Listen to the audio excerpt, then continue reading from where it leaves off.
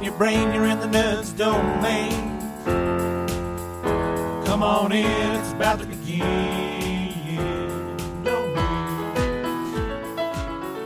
Good afternoon, everybody. I'm here with Mike Trent with Midwest Toy Fest, and we want to start you out with our first two questions that we typically ask whenever we're starting somebody from an organization and telling us what they're running. First question is, zombie apocalypse, what's your weapon of choice?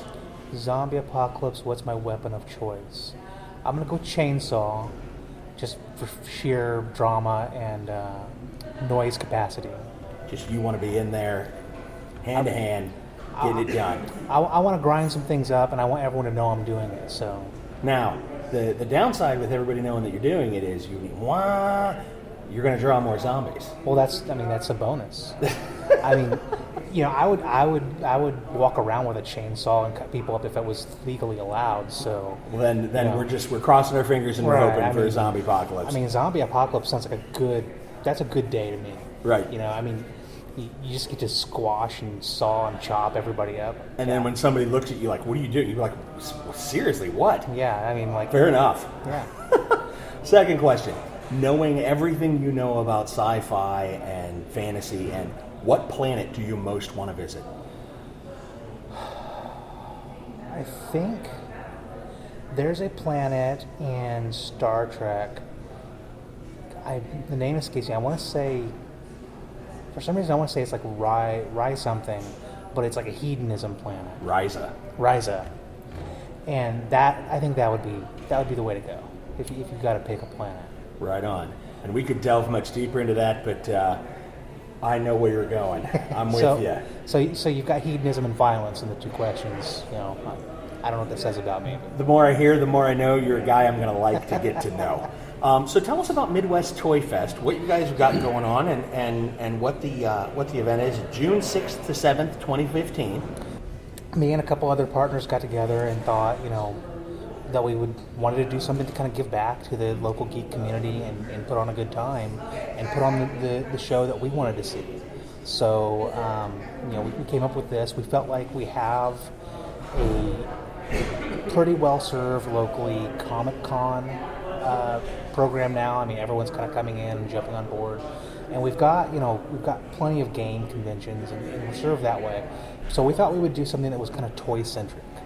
So, there will be comic books, there will be games, there will be, all this other stuff, but we're going to kind of make the toy part of it the first part and let the other stuff be the accessories rather than, at Hoosier Gamers or Gen Con, you've got the games, but you might also have a couple game vendors or a couple toy vendors or t-shirt vendors or whatever. At a Comic-Con, you have some toy vendors, some collectible vendors. So we're going to focus on the toy part and let the other parts be the side dish. Okay. You have featured toys. When you say toys, what type of toy? Give me some examples. Well, I think we're going to have two big categories. The first category, and who we're primarily going to be serving and who's going to be our main demographic, is going to be, the toy collectors. People who are into vintage action figures, statuettes, busts, that kind of thing, all across the board. Whether it be mint on card type stuff or they're looking for loose figures, I think that'll all be really well represented. Then you've got the other side of the coin, which is more the family friendly kind of thing, and we're doing our best to bring in a good variety of things, so that hopefully the ideal is that a family of four comes in, mom, dad, daughter, son, various ages. They all walk out with something and had a good time and we're happy. That's the goal. It remains to be seen, how close we get to that goal, but hopefully, we'll keep building towards it. Excellent. All right. I only ask because I know this is a subgenre. Lego. We do have at least one Lego vendor coming, and Lego has been branching out lately into more and more licensed things. Mm-hmm. So you have a lot of crossover with Star Wars. They're doing Simpsons. I saw something the other day that said that they might be doing a Golden Girls Lego set. Yeah, so saw that. And I know my son's all about the Guardians of the Galaxy stuff that they've been putting out. Yeah. So, yeah. So, yeah, we definitely have one vendor on board. I think we might have two. I haven't looked at the vendor list recently enough to be confident, but I know we do have at least one vendor that's going to be dealing either exclusively or primarily in Legos. Excellent. Now, are you guys going to be doing special guests? We do have a number of special guests. Our special guest list is not completely finalized, but the ones that I can tell you about, we have Stuart Sager, who's a local artist in the comic book genre. We've got Gavin Smith, who did our poster and is also a comic book artist. We have cosplayers in the form of Casey Super, Monchel, and Skyrim Fox. And then we have, Scott Rosema is going to be a special guest. He's been in the comic book industry for about 30 years. His most recent project, I believe, is he's doing Cartoon Network Space Ghost comic book. And I've got one or two more that I can't spill the beans on yet. Okay. Because things aren't final, but we will have a couple more as well. Excellent, excellent. Now, where are you going to be located? It's going to be in the Wyndham West Hotel out by the old airport. It's kind of quickly becoming the secondary location for all the cons in the area. If you're not in the convention center, then you're at the Wyndham West, it seems like, Right. more and more. Hoosier Gamers is there, Days of the Dead is there, and I think Starbase Indy is going to be there next time. So it's a really good facility. It has a lot of room, a lot of spaces, a lot of ways you can customize the space to suit you. So I think it's going to be a good home. And for the listeners at home, we're actually recording this at the Wyndham West right now. I'm really impressed with the location. I went back. I've only been down this main drag. I didn't know it turned to the hall, and now there's a second main drag that goes even further back. I was really impressed with the amount of space that they had. Yeah, the first time I came in here, I got lost because there's that much space. Like, if you don't have a good idea what the floor plan is, you can easily get turned around and not know where you are. And there's all kinds of little breakout rooms and big ballrooms that you can customize into different shapes depending on what you need it for. So it's going to give us not only the flexibility for what we want to do, it's going to give us room to grow, as we continue and modify things to adjust to us. Yep. And I was kind of stunned because there's a small parking lot out front that was filled up when I came in this morning. And I thought, oh no. So I swung around the back and there's like acres of parking. I was really kind of surprised. And then I thought I was going to be forever, and I came in the back door and I was like, oh, I'm right in the con. Right. It was really kind of impressive. So what else you got going on? What else do you got? What else do you want to pump about your event?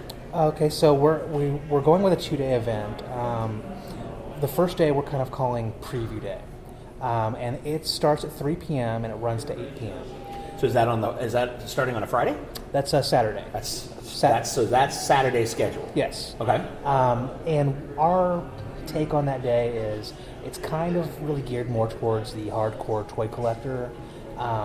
There's not going to be a lot of panels and entertainment. It's going to mainly be the artists and the vendors, and we may have some very hardcore toy centric type things going on entertainment wise, but it's going to be more for a collector, that wants to come in and find their holy grail, or work out a deal with somebody or something like that. Then the second day, that evening, we have a drink and draw here in the hotel lounge. With Stuart Sager, who is, again, one of our special guests. And people will be drawing, given scenarios to draw, and he'll, operate that. Well, it'll be in the bar, so you can, order drinks and food. And there'll be prizes to give out, at the end of the night. And then the next day, starting at 9 a.m. and running to 4 p.m., that's what we call Family Day. And that's the day we're going to have panels, costume contests, and then still the full vendor hall, artist alley. We have an area we're calling Cosplay Corner that'll have more cosplay centric stuff. So that's kind of the breakdown of the way we're thinking of it. Wonderful, wonderful. So let me ask this: you're doing a 2-day event, Saturday and Sunday, Saturday afternoon, Sunday. Why, and this I'm not being nitpicky, why Saturday and Sunday instead of like Friday and Saturday? Well, our initial thought was to actually just have it on Sunday. Okay. We had to have a day to set up. For the vendors to get set up.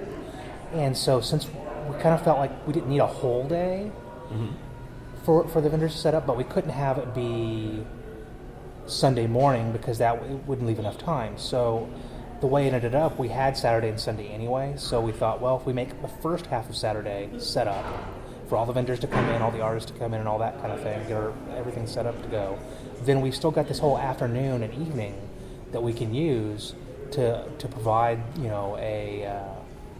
a good time for people. And maybe there are people out there who, they aren't interested in the panels or the costume contest. They just want to get in and get their business done and go on. And so maybe we just make kind of a stripped down day that day.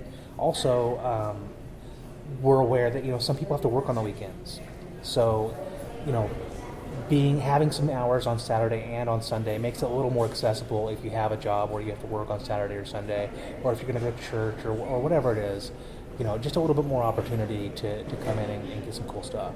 Excellent. What's the price of admission?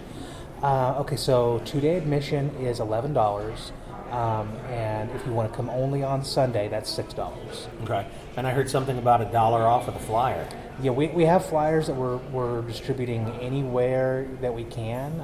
Look in your local comic book shop, local conventions, anywhere where you find geeks and nerds gathered, you'll probably find our flyers, and it's $1 off admission with one of those flyers. So excellent. Wonderful. Hopefully it becomes 5 and 10 for everybody. But yeah, you got to go find the flyer. Nice, but $10 for a 2-day event, that's not bad at all. Do you have a website? Do you have pre-register on there? We're selling tickets. There isn't really a formal registration. Mm-hmm. We're not collecting data or anything like that. It's just, if you want to purchase tickets ahead of time, you can do it on the site, or you can do it the day of. Excellent. There's not like you don't have to give us your email or anything like that. You might if you buy them online, but it's not for our purposes. It's just for purposes of sending you the documentation. And also I should mention that children under the age of 12 are free.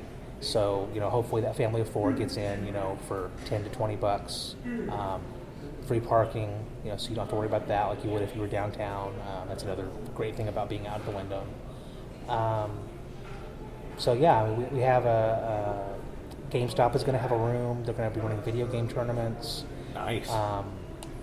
We're working, we're talking to some other people. We've got actually one of our artists is going to go out here in a couple weeks. It'll be the week of the 28th, and he'll be in some of the local comic book stores doing sketches and selling prints and things. So stay tuned for that through our Facebook page, which is Facebook/Midwest Toy Fest. Say that one more time. It's Facebook.com/Midwest Toy Fest, and we're also on Twitter @Midwest Toy Fest. And then we've got www.midwesttoyfest.com is our website. So any of those ways you can keep up to date with what's going on. Excellent. Good. Okay, so for the event that's coming up, Mike's sitting here across from me. And Mike, the one thing you can't wait to see at your own event is going to be... Oh, the costume contest. Costume contest? Yeah. Excellent. We've got it broken into adults and kids, so it's 2 separate contests. And then the adults costume contest will have categories too. But just waiting to see what people are going to come up with. Being here at Hoosier, they have a costume contest going on right now as we speak. And I've seen some of the people walking the hallways with some just incredible costumes. And one of the really cool things is I learn about a lot more different things than I ordinarily would, because I see characters that I have no idea who they are, and I either talk to the person or I look it up, and then I'm like, oh, there's this whole other thing that's cool, right? So yeah, there was the young lady that was walking around in the Maleficent, the brown wings, the brown wings and the horns. I was amazed. Yeah, it was really cool, and her wings completely open up and they fold back too. Oh, that's cool. I didn't know that. I only saw her passing through. I've got to stop and get a picture. They stopped at the table next to mine and they were eating their lunch. So I was checking out the wings. Like, they're really cool. That's awesome. But like even that little girl, a couple cosplayers came walking down the hallway. I had no idea what they were, and she was like, "Oh, that's so and so and so and so," and it's from something anime, which I don't know much about. And so she got their picture, and she was really excited about it, And I was thinking, here you are in this, amazing costume, and like you're still like geeking out over somebody else's costume that is something that you love. So it was just really cool. I agree with you completely. And when you find a cosplayer who's in an outfit that you're like, I have no idea, and you start to talk with them, it's amazing because their passion pours out. Oh, well, I've got this, and it's over here, and they do these things. And it's so nice to engage someone who's really passionate about what they love. Well, and they can kind of give you that window into it. Like, there are some things that you just don't hook into or tap into. Like, for me, my big one is Doctor Who. I've never been able to, it's never been accessible to me. For some reason, it just doesn't click with me. I know that there's lots of people who love Doctor Who, but sometimes when you talk to somebody who's that far into it, they can give you the window into, oh, this is why it's really cool, or this is the aspect you're not getting that you should be aware of, and then you can appreciate it a little bit better. So that's always really cool to talk to somebody who's that into it. Absolutely. I'm a Whovian from way back. I started with John Pertwee, the third Doctor, and have been with it ever since. So grew up with it. I mean, and it's all my kids. I watch Doctor Who and whatnot. I've watched the older stuff with the kids until they get old enough to get into the newer series, and it's absolutely great. So I know exactly what you're talking about. Whovian from way back. So, yay, go Doctor Who. And I was almost tempted when I asked about a Lego vendor. And my next one was going to be, are you going to have a Doctor Who vendor? Okay. There is actually a vendor in town that is, I believe, the biggest Doctor Who vendor or Doctor Who purveyor of Doctor Who things in like the whole North America. They're called Who North America. And I think they're going to be on board. I don't think they've signed up yet, but we have talked to them, and I'm optimistic about them being fantastic. So, that's fantastic. So that would be great if that works out and it comes through. Then that would be awesome. And I've had varying levels of conversations about Doctor Who with different, because it's one of those things where it's like it's so popular. I mean, it was really popular amongst nerds and geeks, but now it's so popular everywhere. It's like, what am I missing? What do I not understand? And different. I've gotten different levels of understanding, and some people have made me appreciate it more, and some people have not been able to explain it to me in a way that makes sense. And so it's always cool to talk to people that like something that you don't like necessarily or don't know enough about to find out what it's about. Absolutely. And it's interesting that you make that statement, that it's gone from more of a niche or cult classic to it's becoming far more mainstream, and that's when you start to ask. And I've seen other things that I've not really. I'm like, I'm not really. I don't know that. But when you see something like that come into mainstream, then you start asking the question, what am I like? What am I not seeing here? Maybe I need to spend a little bit of time. I know exactly what you're talking about. Well, and part of the thing, for me was always I have this picture of like the really old shows, the BBC, like really low tech, like things that I kind of associate more with the era of like Land of the Lost and things like that. Yep. And Lost in Space, Land of the Lost. Yeah. When I was of that age, it was more to me like, why aren't there cartoons on? Like this is just making me angry now. Yep. And so then do you see like the David Tennant type stuff where it's like, oh, this is nothing, this is nothing like that. I mean, as far as production value at least. So it really is one of those things where you just, as things catch on, and you find out about them. And that's one of the things I've never really understood about the whole gatekeeper thing is, there are people who want to say, well, I'm a real, such and such fan, and you're not. Everyone is the new fan to something at some point. Absolutely. So it just has never made sense to me. But so I mean, that's something that I would wholeheartedly embrace if I could hook into it. I just haven't yet, and I think it'll happen someday. But fair enough. So we've got families, we've got the hardcore collectors, we've got what groups are you hoping to hit beyond the answer of everybody? Which we want everybody to come out. We do. Well, you do. I mean, we want to put on an event for as many people as would like to come. But I think there's a danger in the idea of I'm going to appeal to every single demographic and try to include every single thing I can think of, because then it kind of becomes less about being a convention and more about trying to satisfy all these different things. And I feel like one of the great things about conventions is you're in a concentration of people who are like-minded and like the same sorts of things. So I feel like if you try to say I'm going to have this and this and this and this and this, it starts to become something else. So we're going to primarily try to appeal to toy collectors, comic book fans, people who are into cosplay, gaming, and the art that goes along with that. And there's a lot of overlap between those areas. Agreed. Yeah, Excellent. all of those things have collectibles. You have movies based on toys, you have toys based on movies. I mean, it all kind of interlocks. So we're not going to try to push it too far, beyond that. At least, definitely not, this year.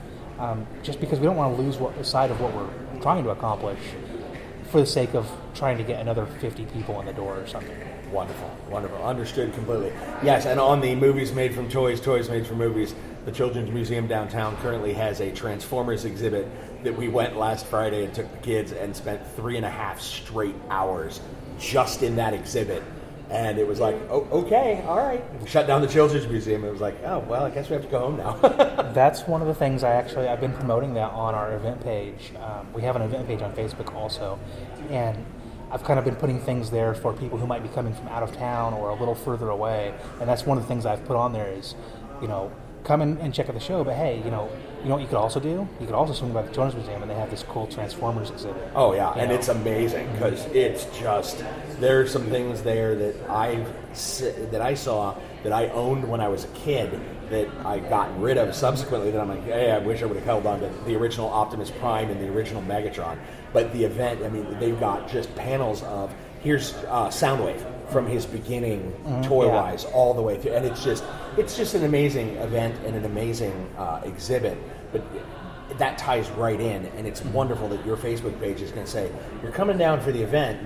Doors don't open on Saturday till 3, but hey, Children's Museum opens at 10. Go down and check this event out. Go check this event out. Right. And they're all related to your core convention. Right. That sounds like a wonderful idea. I mean, check out the Facebook page. As I find more things, that's kind of where I'm kind of putting those out on the events page of, here are your other options. Maybe you don't want to spend a full 2 days at this convention. Maybe you just want to come on one day. That's great. Make a weekend out of it. Bring the family and go hit the Children's Museum. Then go hit this thing and then go do that. Make a 3-day out of it. Make it a whole week. There are all kinds of things around Indianapolis to do, and hopefully I can bring enough things to that page for someone to go, you know what, this would be a really awesome trip. Let's take the family and go down, maybe on Thursday we do this, on Friday we hit the Children's Museum, Saturday and Sunday we hit the convention, and then we do this, and then we go home. Yeah. Absolutely fantastic. All right, then, is there anything we haven't covered or anything that you wanted to add in? Final thoughts. I think we've pretty much covered it. Like I said, I think it's going to be a good time. We're just looking to, we're just for, geek nerd people who are looking to give back a little bit to the community, and we're now in a position to do so. So we're putting it on, and we hope it goes well. And if it goes well and people seem to like it, we'll probably do it again. That is fantastic.